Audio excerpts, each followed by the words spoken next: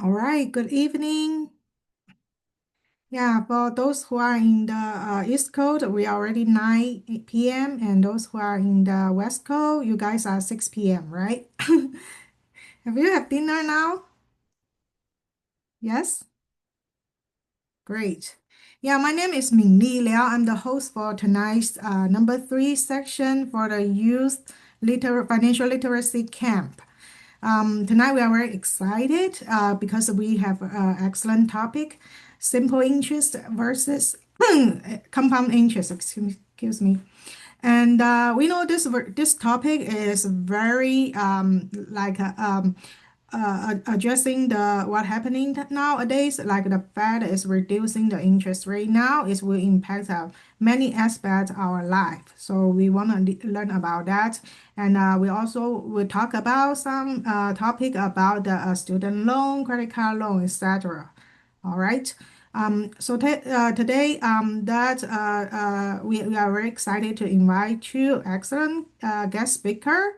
One is from Seattle, Washington, Elaine Chen. Okay, Elaine is a ninth grader, and don't think that she is young, but she is very mature because we do the rehearsal, and I listen to her presentation. It's so amazing. All right. The other speaker is Michelle Wang. Michelle is coming from Texas. Yeah, Michelle is a 12th grader. Yeah, we all know that a 12th grader are so busy, you know. So like starting in September and October, we are busy at applying for college. Yeah, we are very excited, and we thank Michelle to still participate in our camp. Our camp is once per month. So please stay tuned because each month we have a great topic to share with you guys. All right. So without further ado, let's welcome Elaine and Michelle. Yeah. Elaine, are you ready? Can you share your slide? Yeah. Great.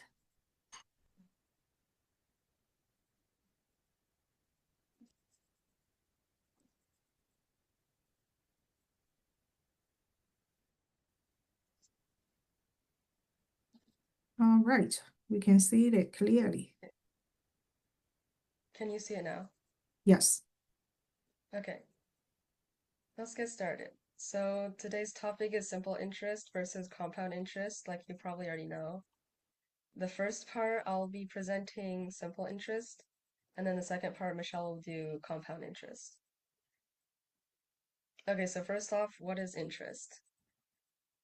So interest is the cost of using money or the reward for lending or saving money. It's what you pay when you borrow or what you earn when you save or invest. So there's two sides to interest. So the first is when you borrow money. It's the extra amount that you have to pay back to the lender on top of the original amount that you borrowed. So for example, if you borrow $1,000 at a 5% interest for 1 year, you pay back $1,050. And the extra $50 is just the 5% of 1,000. The second side is when you save or invest money and you put it into a bank. So interest is the extra income that you earn. So for example, if you deposit $1,000 at a 5% interest for 1 year, then you'll have 1,050 after that year. So you might be asking why interest exists. It serves as a compensation for permitting others to utilize your funds. It represents the time value of money, acknowledging that money available now holds greater value than the same amount of money in a different time, in a later time. It also supports banks, businesses, and economies by promoting and lending saving activities. So, for example, for banks, if you borrow money, then if you just pay back the same amount, then the bank doesn't really make money. So you have to pay interest so the bank can make money. So that's like one of the ways banks can make money. So, real life examples, the first is borrowing, so paying interest, like things on credit cards, car loans, student loans, or mortgages on houses. The second one is saving, so earning interest from savings accounts or bonds. The higher the interest rate, the more you pay. That's like pretty self-explanatory. So like the higher the percentage, then the greater amount of the original amount of money that you'll have to pay or that you earn. So student loans is a real life example of borrowing with interest. So we're probably, as students, we're probably all going to come like um, encounter student loans. So student loans is basically a way you pay for higher education like college.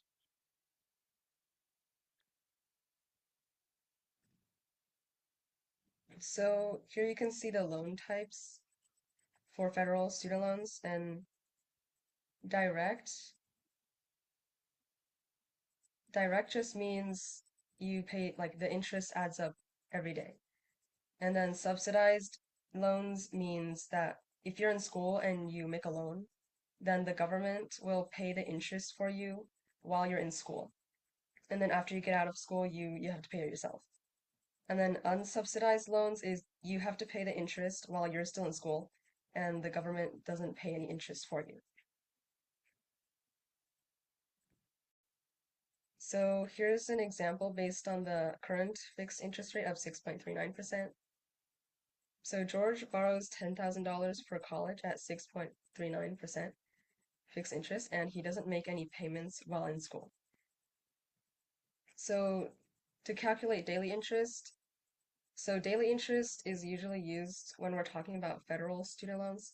And to calculate it, it's just the outstanding principal or the original amount that the person borrowed, so $10,000, and then times the interest rate, which is 6.39 in this case, and then divided by 365 to find out for one day. So using the formula, we get $1.75 per day of daily interest.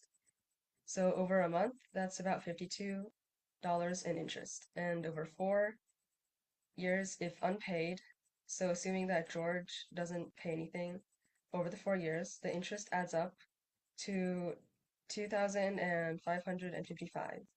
So in total, he now has to pay $12,555 before he starts to pay it. Yeah.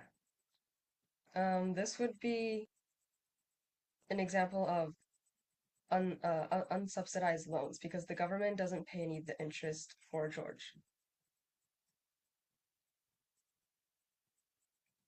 So relating to student loans, college scholarships can also help you pay for college. So they don't involve interest and they don't require you to repay any money back. So it's basically just free money that the government or like other private organizations will give you. So they're financial aid that reduces your need to borrow. And to apply for scholarships, you need to complete the free application for federal student aid or FAFSA to apply. And there's also other ways, other financial aids, other college scholarship financial aids that you can apply to, for example, the Pell Grant, and that will also give you free money. And then college scholarships, they're based on like your accomplishments, usually like arts or sports or other things like that. Okay, so here's an example of a real student. So we can see here that their budget or like how much they had to pay to get into Stanford was $93,000. And then their scholarship they got was $56,000. So that's a pretty big portion of the 93,000. That's like more than half that they got in like free money. So now the total they had to pay was only 37,000. So that just shows the like really big impact scholarships can have on you financially. So it's probably a good idea that you apply for scholarships. So here's another example of a student who went to Caltech. So their total payment to attend was $94,000, and in scholarships they got $89,000. So they're almost going to college for free at this point.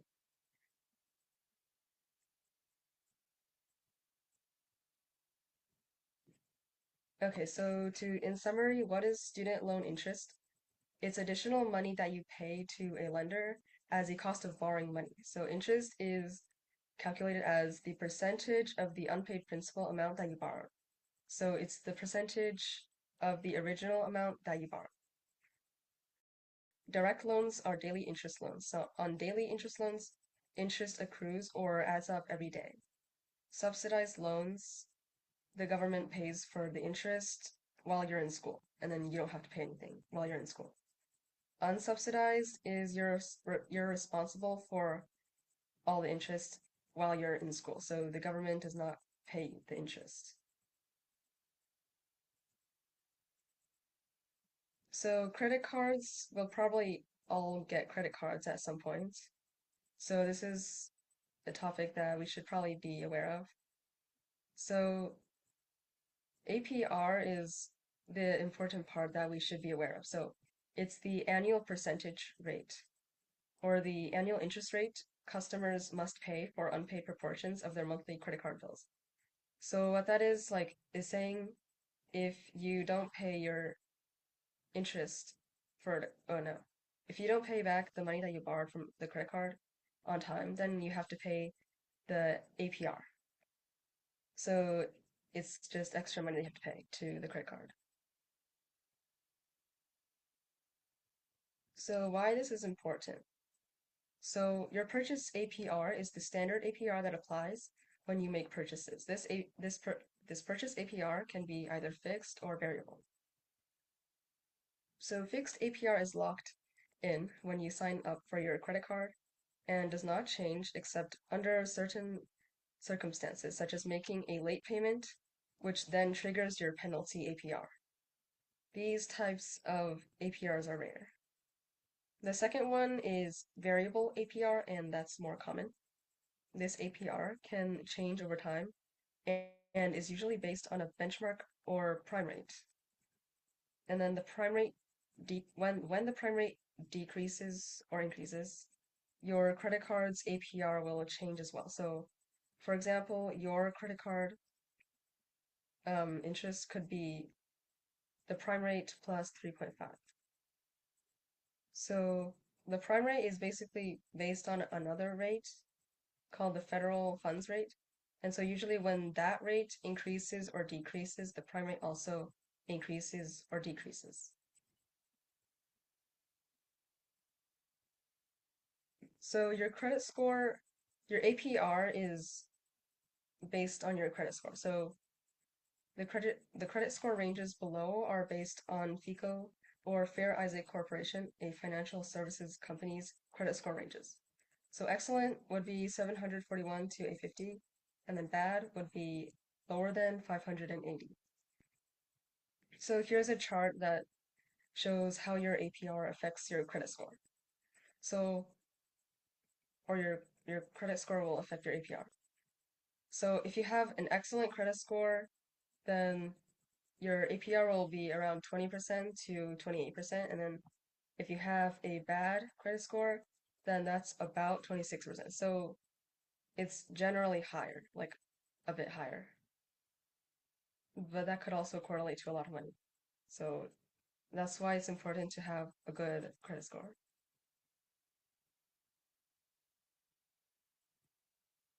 So the two main types of interest, the one I just talked about was simple interest, which is calculated only based on the original amount or the principal amount. And then there's compound interest, calculated on both the principal and also the interest already earned. So you add those together basically. And we usually call that interest on interest. So to sum it up, what is simple interest? Simple interest is a way to calculate how much money you earn or owe over time based on only the original amount. So the formula for calculating this is P times P, which is the principal, times R, the annual interest rate, times T, time in years. So for an example, you deposit $1,000 in a savings account at a 5% annual interest for 3 years.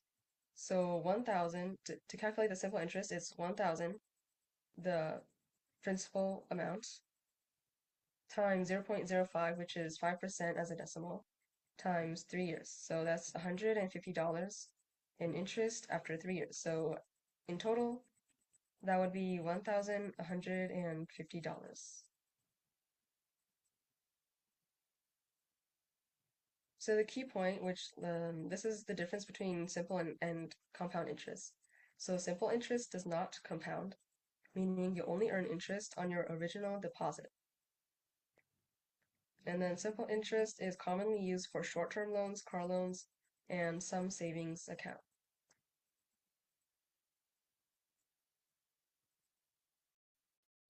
Okay, so that's all for simple interest. Now we'll hear more from Michelle about compound interest.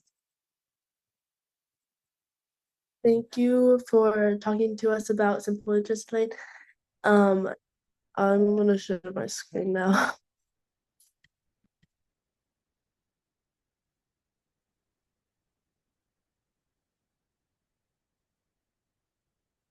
Okay, so as many of y'all might know, the seven wonders of the world are the Chichen Itza, Christ the Redeemer, the Great Wall of China, Machu Picchu, Petra, the Taj Mahal, and the Colosseum. And you might be wondering how this relates to finance.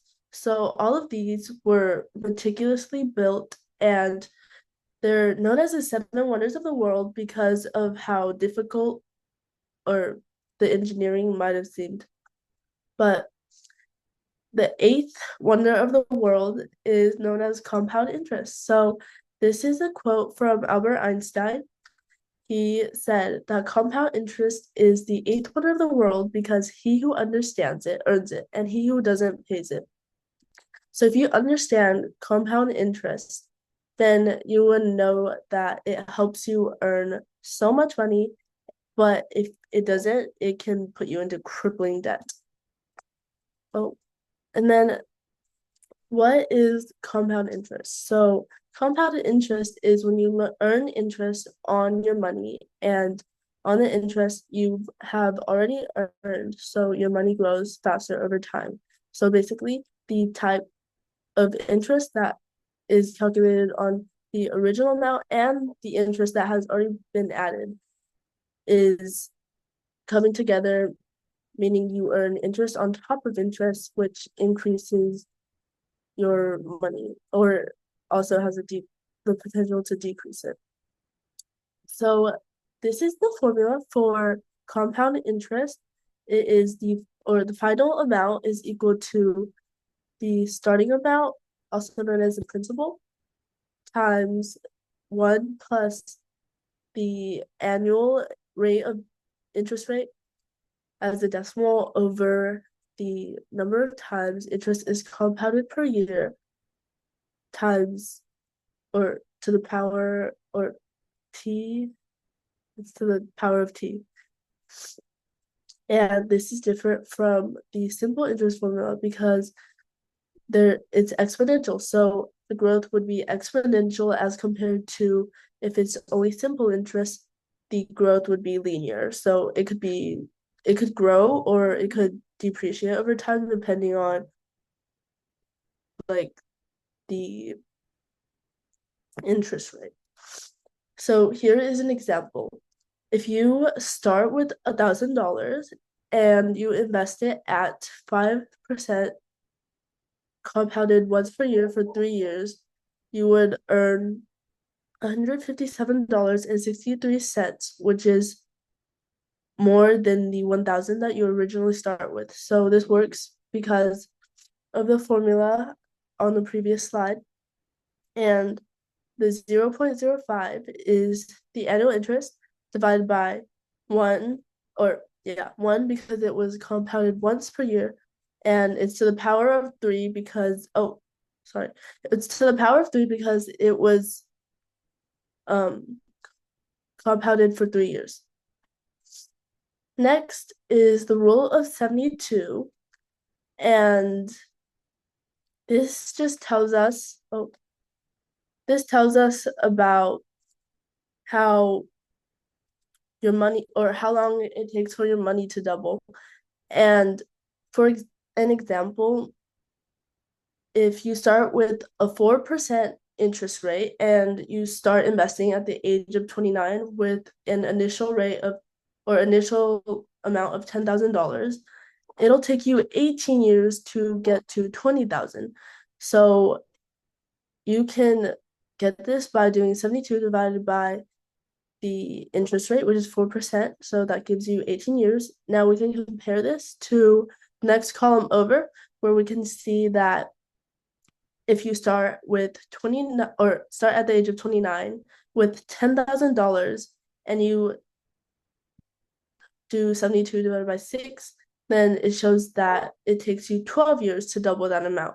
So all the way on the very last column, we can see that using a higher interest rate, it'll take a less amount of time for that money to double. So 72 divided by 12, or yeah, is 6. So it takes 6 years for that interest rate to become 20,000. So over the long term, we can compare the 72 over 4% to the 72 over 12%. And it's a huge difference because at the age of 65, even though both of these started at 29 with $10,000, there's a $600,000 difference. So it's extremely important to know about interest rates and how they can help you become financially successful. So why is this important?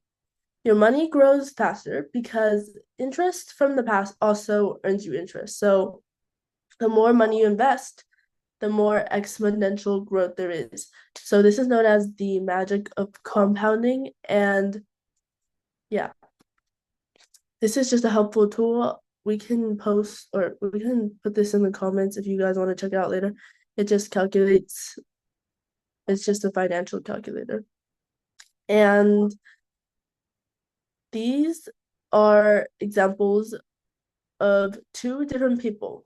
So one of them started investing earlier at the age of 8, and they put $2,000 in for about 9 years to when they were 17, and they stopped putting any more money in. But they're letting time work for them because over the span of almost 50 years, they accumulated $396,000. And this is mostly passive income. They're not really doing anything for most of their life. But the other kid, they started at 18 and they put a lot more money in each year, but they only ended up with $317,000, which shows how time is a huge or has a huge impact on how much money people earn by using compound interest. Because even though the second person put more money in, the first person has time working for them. So invest early. So this guy is named Warren Buffett, and he is one of the most well-known investors. He has over $1 billion in his net worth, which to be specific, his net worth is about $150.7 billion. And a quote from him is, if you don't find a way for money to work, if you don't find a way to make money while you sleep, you will work until you die. Meaning, if you don't find a way to make passive income, then you will be passively working to earn money. So this is where compound interest and investing come in and really help people just earn money by doing nothing. Not really, but yeah. So this is just a graph of the federal government cutting interest rates for the first time in a really long time. And interest rates, when interest rates are cut, interest rate cuts usually mean like when a country's central bank lowers the interest rate. And the central bank controls the price of borrowing money, and when they cut interest rates, it becomes cheaper to borrow money. This encourages people and businesses to spend and invest more. And this is often done to help the economy when businesses and or like when they want people and businesses to spend and invest more. And it's done when the economy is slowing down. So federal or loan interest rate cuts cause lower loan payments and cheaper borrowing so people can buy more stuff and lower savings account interest so you earn less from saving. So this is just a little graphic that shows like the order this goes in. So after the federal rates are cut, borrowing costs go down, more buyers want to buy things, but demand also increases and prices go up. This slide talks about what happens right after the federal government cuts interest rates. So first of all, the cost of capital goes down. That means borrowing becomes cheaper. So for investors, especially in real estate, loans are a really big part of their costs.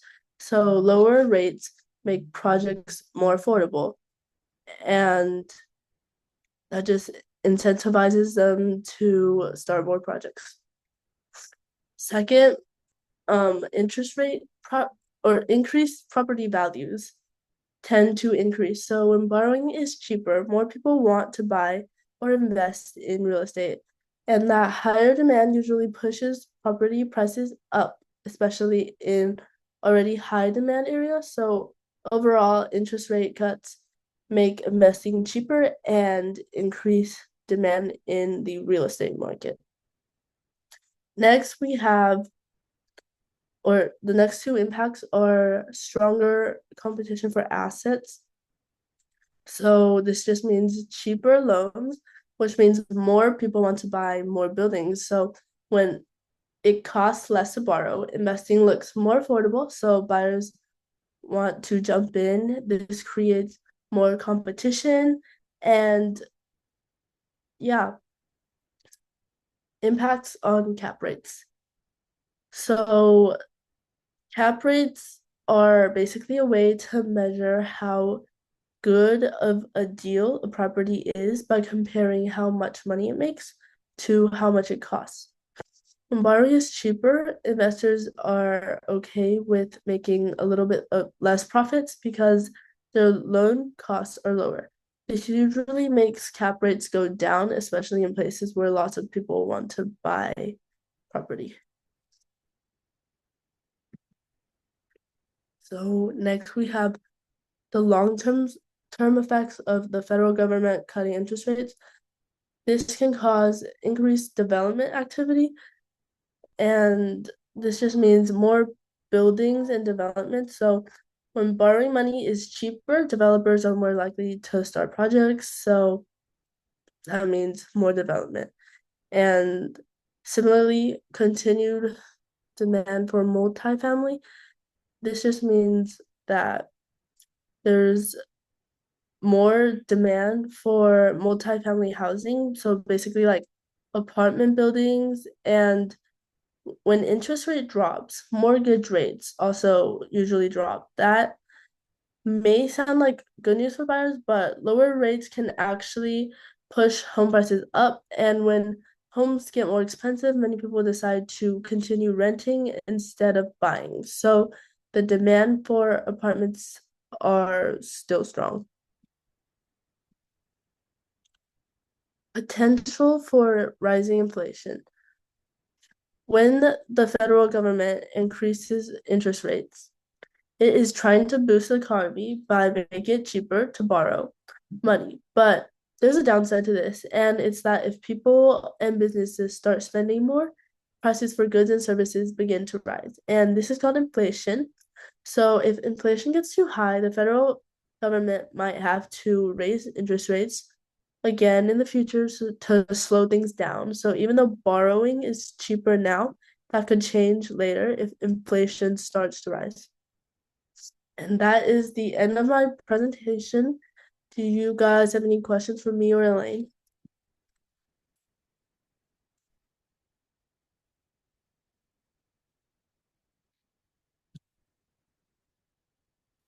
Okay, great.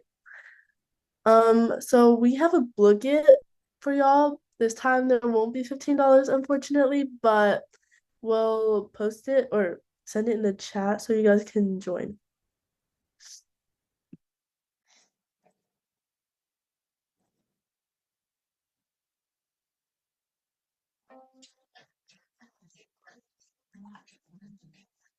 Okay, I'm gonna paste the link. I mean the join code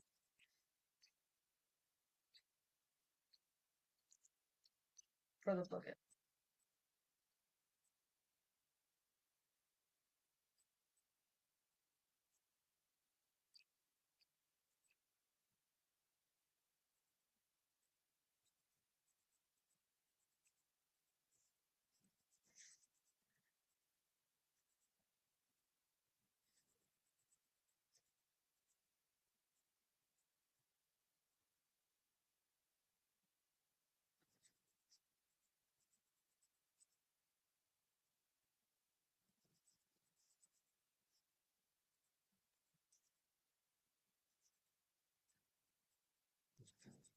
What we are doing now, Elaine?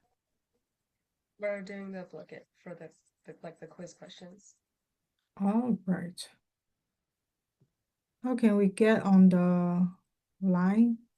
Okay, so let's get on open up the Blueclick's website. We click on that.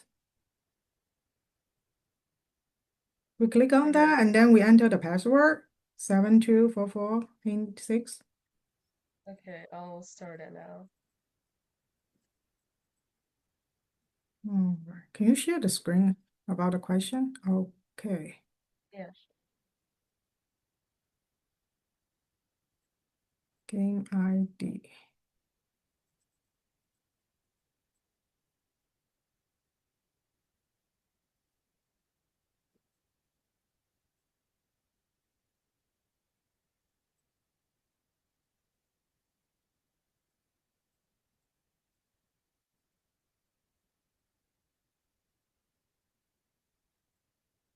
Okay, so prime rate is the benchmark rate your APR is based off.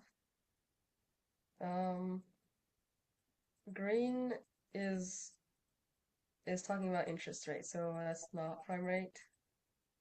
And then I don't know if red exists or not. I don't know if there's a special lowered rate given to high credit score customers.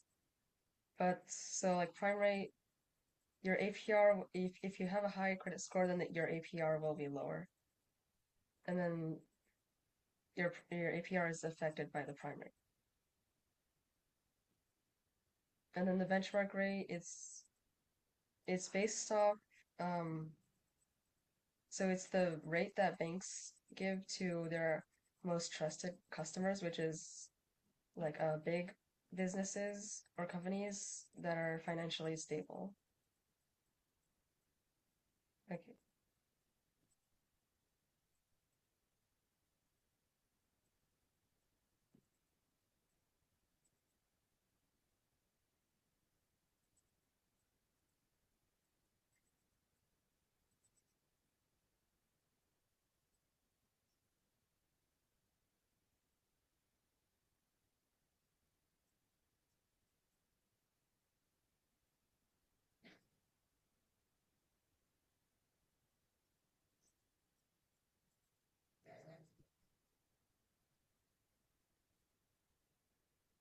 Okay, false.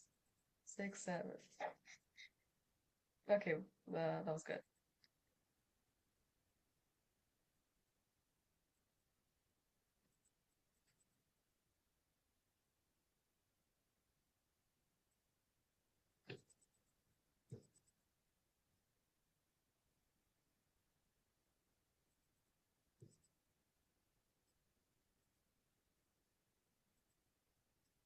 Okay, subsidized interest when the government pays the interest. Okay, never mind.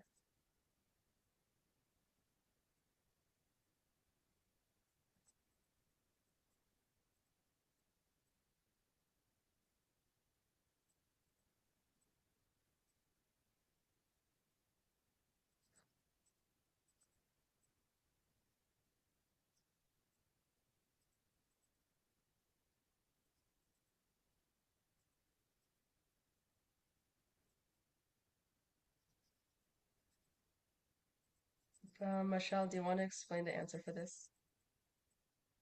Sure. So, how does a lower interest rate impact the demand for multifamily properties? So, this can increase renting because as the what's it called interest rate lowers, fewer people can afford to buy a home. Basically, yeah. So the other ones are right. Yeah. Okay, are we good for this? Yeah.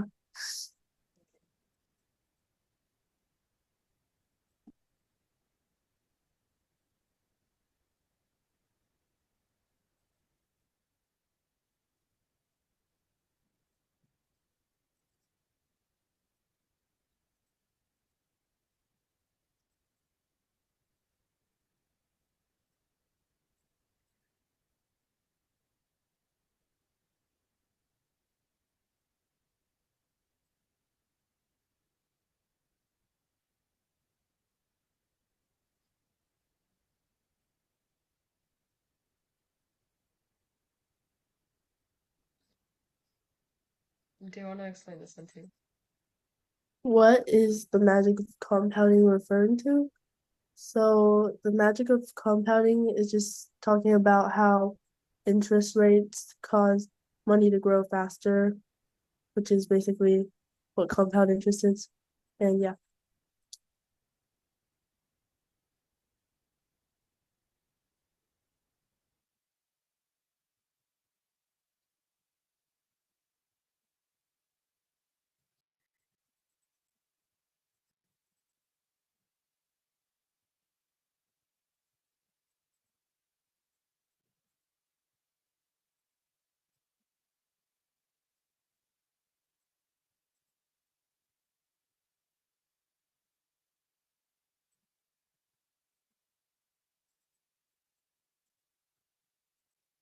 Yay.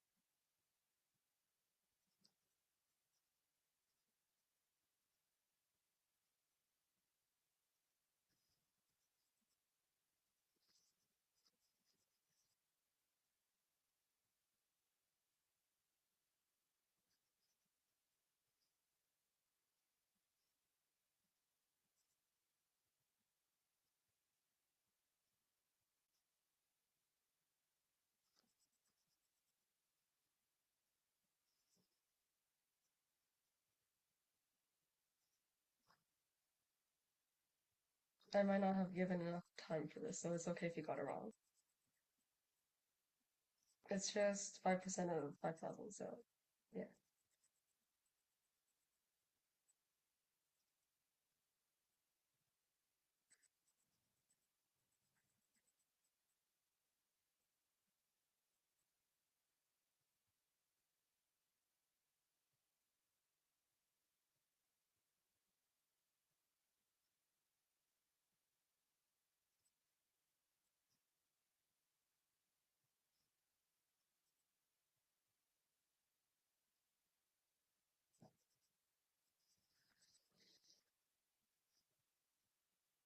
Michelle, do you want to explain this one a bit?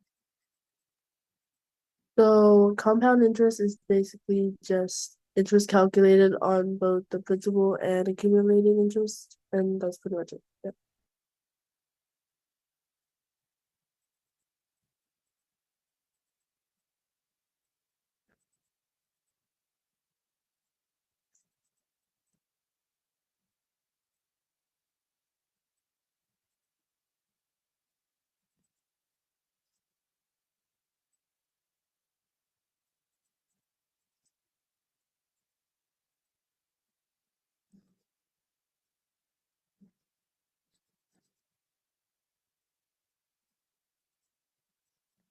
Do you want to explain this one too? Sure. So, how does lower interest rate affect property values? It increases property values by making um properties like more, no, it just it doesn't, yeah. It just Okay. increases property, or it increases property values by making borrowing cheaper, which allows people to buy more, I guess. Okay, last question.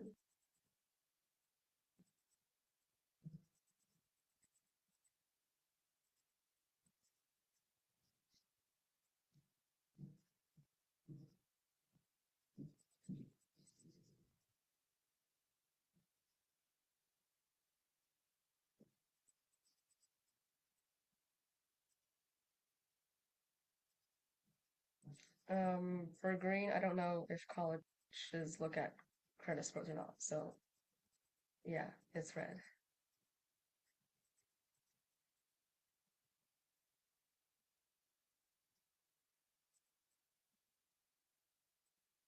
Okay, congratulations, Kaylee, you won. Okay, that's pretty much it for this meeting. Great, excellent job. Let's give them a round applause of head. Do you have any question? Do you